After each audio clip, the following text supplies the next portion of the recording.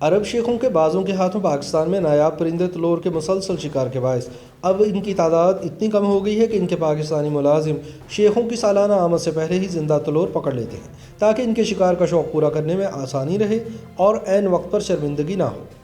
مقامی افراد کا کہنا ہے کہ تلور کے شکار سے ان کے دن تو پھرے ہیں، لیکن اس پرندے کی نسل تقریباً ختم ہوتی جا رہی ہے، جس کے باعث اب عرب شیوخ بھی اپنے ساتھ ہر سال محدود تعداد میں پرندے لا کر ہمارے ریگستانی علاقوں میں چھوڑ دیتے ہیں تاکہ ان کی افزائش نسل ہوتی رہے۔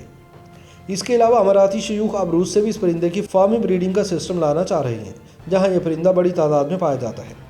پاکستان میں ہر سال تلور کے شکار کی غرض سے آنے والے اماراتی اور سعودی شیوخ کو بلوچستان حکومت نے پسنی اور آواران کے علاقوں میں باقاعدہ زمینیں الاٹ کر رکھی ہیں، جہاں ان کے مستقل پاکستانی ملازمین سال بھر شیخوں کے جدید کمپاؤنڈز، گاڑیوں اور شکاری بازوں کی دیکھ بھال کرتے ہیں۔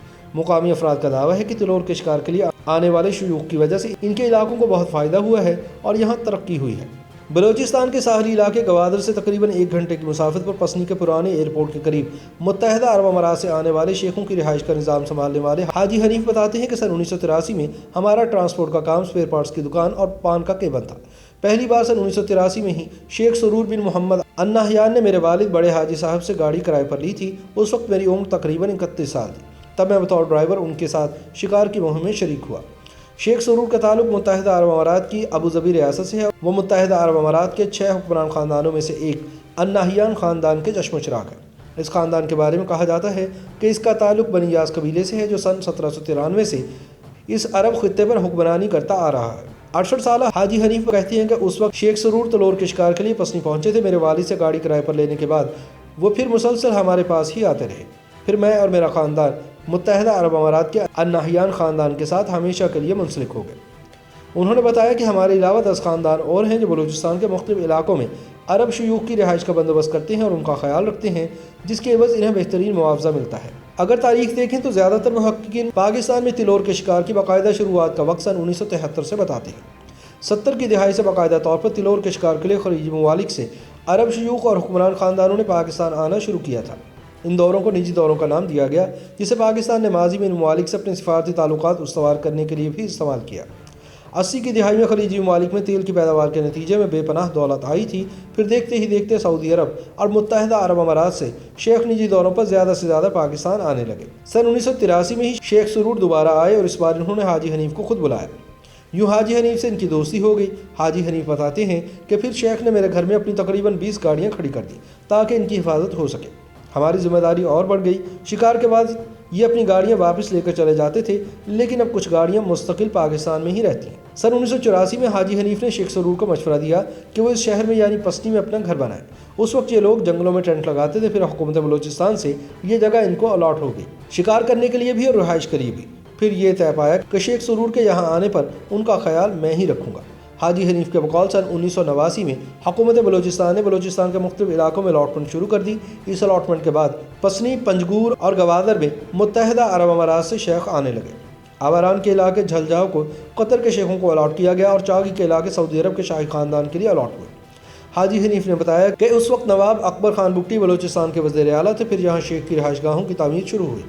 پھر ہم لوگوں نے یہاں درخت لگائے۔ عرب شیخ لیموں اور چیکو بہت شوق سے کھاتے ہیں، اس لیے یہاں ان کے زیادہ درخت لگائے گئے ہیں۔ اسی طرح پنجگور میں حاجی زاہد، گوادر میں شیخ صدیق اور لالا نظر کے خاندان متحدہ عرب امارات سے آنے والے دیگر عرب شیخوں کی حفاظت اور رہائش کا انتظام کرتے ہیں، جس کے عوض انہیں بھاری معاوضہ دیا جاتا ہے۔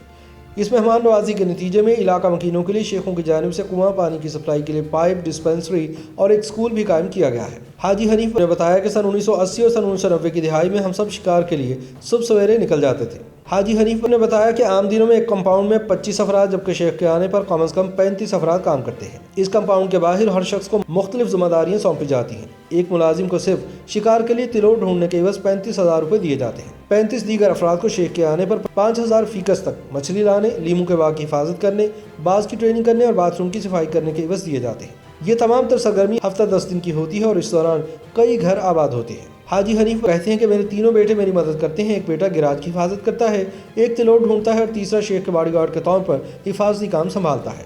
میں گھر کا انچارج ہوں، ان کی رہائش کا ذمہ دار ہوں اور بنیادی طور پر ان کا ملازم ہوں۔ حاجی حنیف نے بتایا کہ سن 1980 اور سن 1990 کی دہائی میں ہم سب شکار کے لیے صبح سویرے نکل جاتے تھے، جس کے بعد ایک مقام پر باز کو ہوا میں چھوڑا جاتا تھا۔ ज़्यादातर इनके लोग पहले ही ये पता लगा चुके होते हैं कि किस जगह तलोर कितनी देर के लिए आता है। जैसे ही बाज को छोड़ा जाता हमारी गाड़ियाँ उसके पीछे दौड़ती। अब रेत हो या झाड़ियाँ आए हमें गाड़ी उसी बाज के पीछे भगाना होती है और जैसे ही बाज तिलोर को पकड़ता है हम लोग भी उतर जाते हैं और इन्हें खैमों में लाकर पकाकर खाते हैं। मौजूदा हालात के बारे में उन्होंने कहा कि अब हम लोग पहले से ही तिलोर पकड़ कर रख लेते हैं क्योंकि अब इनकी तादाद बहुत कम हो गई है। हाजी हनीफ के बकौल अमाराती शयूख अब रूस में पैसे लगाकर इस परिंदे की निगहदाश्त और ब्रीडिंग का इंतजाम भी कर रहे हैं। हाजी हनीफ का दावा है कि यहाँ के लोगों पर इस शिकार और इसके एवज मुआवजा देने का बहुत असर पड़ा है।